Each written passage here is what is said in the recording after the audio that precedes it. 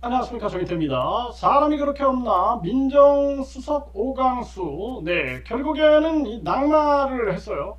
참 기가 막힌 일이 아닐 수가 없습니다. 이자가 이 오강수가 민정수석이다. 이 본인 스스로 거부했어야 되는 거죠. 네, 그런데 이 대통령실에서 결국에는 이제 받아들인 거죠. 네, 이 민정수석 인선 신중이 민정수석뿐만 아니라 인선에 대해서 아주 신중히 해야 하는 것입니다. 국민들이 날카롭게 지켜보고 있는 거예요.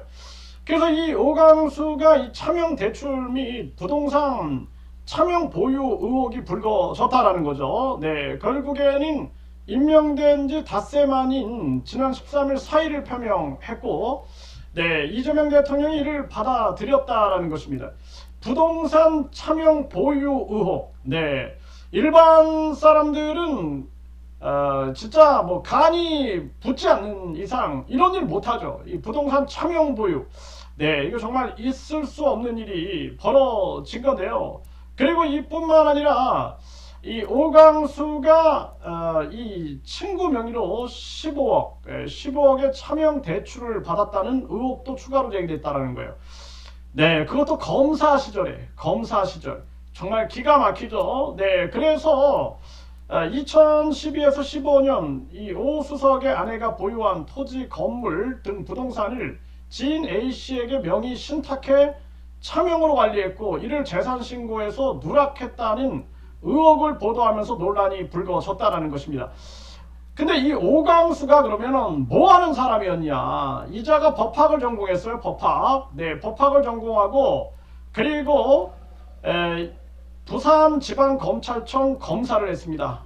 네, 사법시험에 합격을 했고 그리고 대검찰청, 대전지방검찰청, 수원지방검찰청, 네, 그리고 서울지방검찰청, 거기에다가 논산지청, 대전지방검찰청, 논산지청, 대검찰청, 그리고 인천지방검찰청, 서울지방검찰청, 광주지방검찰청, 해남지청, 그리고 수원지방검찰청, 성남지청, 네, 또 수원지방검찰청, 서울서부지방검찰청, 부산지방검찰청, 뭐 대전지방검찰청, 서울지방검찰청, 뭐 법무부, 네, 거기에다가 검사장, 네, 청주지방검찰청 검사장, 대전지방검찰청 검사장, 또 대구지방검찰청 제1차장 검사, 법무연수원 연구위원, 네, 또 오강수 법률사무소 변호사, 법무법인 인월 대표 변호사, 법무법인 대륙아주 대표 변호사, NH투자증권 사회이사, 뭐 거치지 않은 곳이 없네요. 거치지 않은 곳이 없어요. 대통령 비서실 민정수석 비서관, 정말 기가 막힙니다. 기가 막혀. 이런 자가 또 본인이 이렇게 법을 어기면서 그러면서 법조계의 요직은 다 거칠 겁니다. 요직은 정말 기가 막히죠. 그러니까 이 대한민국 국민들이 이렇게 이자도 보니까 검사하다가 변호사가 됐어요. 그렇죠? 그래서 우리 국민들이 내가 항상 얘기하잖아요. 판검사의 변호사 개업을 금지시켜야 된다. 판검사의 변호사 개업을 금지시켜야 된다. 누누이 얘기하지 않습니까? 아니, 내가 판사를 했어. 근데 내가 변호사가 돼가지고 후배 판사들 앞에 서 있으면은 그러면 후배 판사들이 재판 제대로 할까요? 내가 검사였는데 또 변호사가 돼가지고 후배 검사 앞에 변호사로 내가 서 있어. 그러면 후배 검사가 제대로 그거 취조하고 제대로 수사하고 제대로 검사의 역할을 할 수 있겠습니까? 그러니까 완전 법조 카르텔의 국가가 되는 거예요. 그러니까 어제 판사 검사가 오늘의 변호사가 되고 그리고 오늘의 변호사가 돼가지고 판사 검사 연결시키고 경찰 연결시키고 정치인 연결시키고 곳곳에 재벌 사회단체장들 연결시키고 그래서 이 변호사들이 끊임없이 카르텔을 형성하고 있는 것이 대한민국의 현실이다.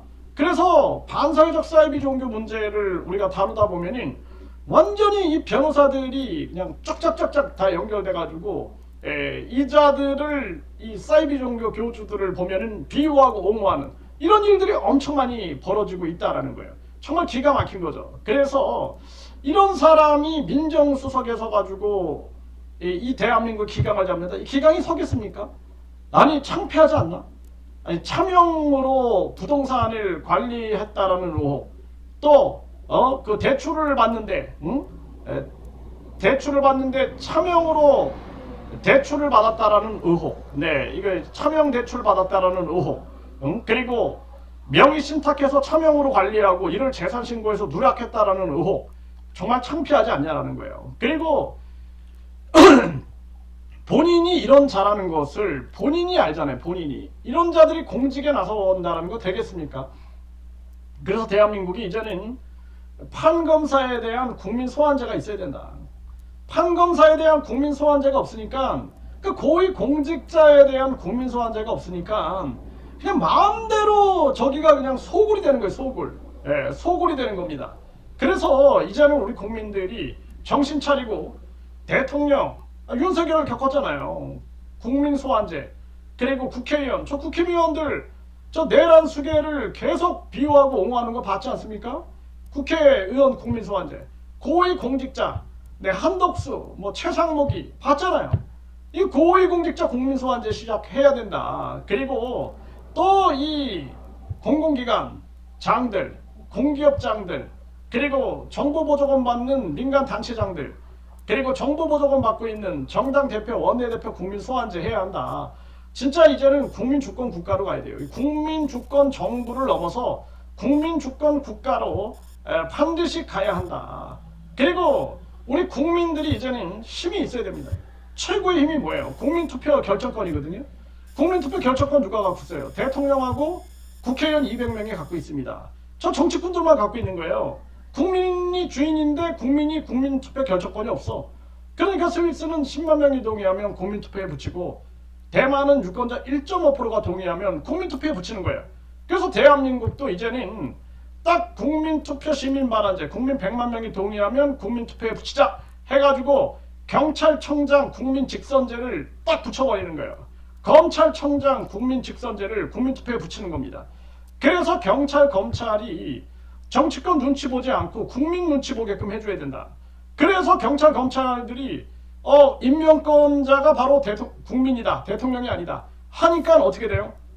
결국에는 국민들을 바라보게 돼 있고, 그리고 저 대통령이든 검찰이든 누구든 간에, 뭐 국회의원이든 누구든 간에, 또 뭐 국회 누구든 간에 수사할 수 있는 그런 경찰, 검찰이 돼야 된다는 거예요.